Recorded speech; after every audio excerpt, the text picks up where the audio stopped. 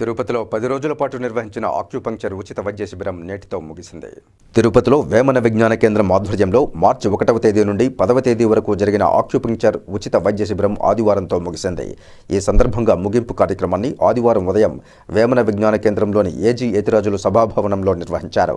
ఈ సందర్భంగా వేమన విజ్ఞాన కేంద్రం ప్రధాన కార్యదర్శి మల్లారపు నాగార్జున, ఉమామహేశ్వరరావు మాట్లాడుతూ ఈ ఉచిత వైద్య శిబిరంలో ఇప్పటి వరకు 175 మంది పేషెంట్లు వైద్యం తీసుకున్నారని, ఈ వైద్య శిబిరం అనేక మందికి సత్ఫలితాలనిచ్చిందని తెలిపారు. వారానికోసారి ఆక్యుపంక్చర్ ఉచిత వైద్య శిబిరం నిర్వహిస్తూ ఉండడం హర్షించదగ్గ విషయమన్నారు. మనం కార్పొరేట్ ఆసుపత్రులకు వెళ్ళి మనల్ని మనం అక్కడ హారతి కర్పూరం చేసుకోవడం కంటే కూడా ఇటువంటి వైద్యాల్ని నమ్మడం వల్ల మనకు ఆరోగ్యము మెరుగవుతుంది, ఆర్థికంగానూ మనం దెబ్బతినకుండా ఉండడానికి అవకాశం కలుగుతుంది. దీన్ని కొనసాగించడం, ఈ శిబిరాన్ని మళ్ళీ వారానికి ఒక రోజు ఇక్కడ తిరిగి నిర్వహించడం ద్వారా కొనసాగించడం అనే నిర్ణయం తీసుకోవడం మాత్రం అద్భుతమైన విషయం. వారిని అభినందిస్తున్నాను.